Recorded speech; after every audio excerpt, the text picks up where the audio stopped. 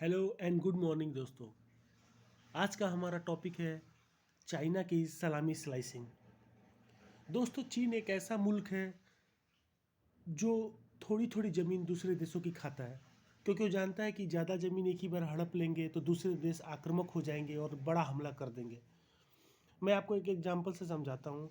चीन चाहे तो लद्दाख में पूरी तरह से आक्रमण कर सकता है, लेकिन वो हल्की सी इनकर्जन करता है, जैसे गलवान में, जिससे कि फुल स्केल वार ना हो सके।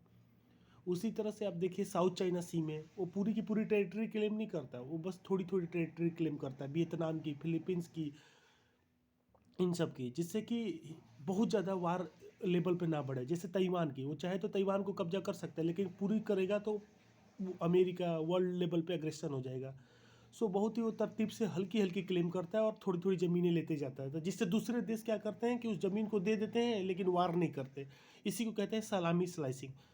बड़ा युद्ध ना करके छोटे छोटे तरीकों से छोटी छोटी ज़मीनें ले लेना और बिना युद्ध के ले लेना, इसको कहते हैं सलामी स्लाइसिंग। लेकिन उसका दाव गलवान में उल्टा पड़ गया। इसलिए उल्टा पड़ गया क्योंकि गलवान में भारत ने उनके सैनिकों के 55 सैनिकों के मारे, जहाँ तक कि अमेरिकी खुफिया विभाग के रिपोर्ट हैं। 55 सैनिकों के मरे और उनको समझ में आया कि यदि सलामी स्लाइसिंग भी करोगे तो तुम्हें उसकी कीमत चुकानी पड़ेगी। तो इसलिए चीन को समझ में आया कि भैया ये मामला तो अब नहीं चल सकता भारत के साथ एटलीस्ट। लेकिन अभी भी वो साउथ चाइना सी में, जापान में, साउथ कोरिया में सलामी स्लाइसिंग की प्रैक्टिस कर रहा है कि हल्की हल्की ज़मीन लो, जिससे कोई बोले नहीं, जिससे दूसरे देश शांत रहे और हमारा काम भी होता चाहे। ये सेम काम वो अरुणाचल प्रदेश में भी करता है।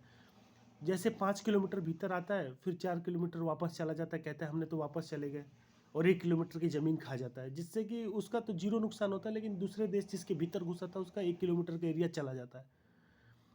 ये बात बहुतों को पसंद नहीं आएगी, लेकिन भारत में भी इसी तरह से उसने कई सारी ज़मीनें खा रखी हैं। जैसे 1 किलोमीटर भीतर आता है और बाकी 2 किलोमीटर भीतर आता है, 1 किलोमीटर बाहर चला जाता है। इससे उसने ज़मीनें इंडिया की भी खा रखी हैं।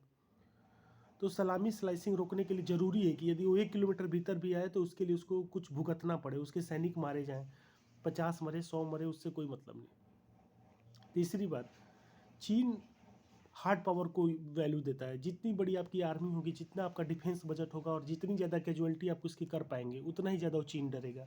चीन सॉफ्ट पावर वाला देश नहीं है कि उस सॉफ्ट पावर को आपको मानेगा। इसलिए चीन के खिलाफ हमें अपने फॉर्मेशन बनाने चाहिए, हमें अपने पूरी थिएटर बनानी चाहिए, चाइना थिएटर कमांड, जिसमें सारी ओरिएंटेशन चीन की ओर होनी चाहिए, पाकिस्तान की ओर से हटा के।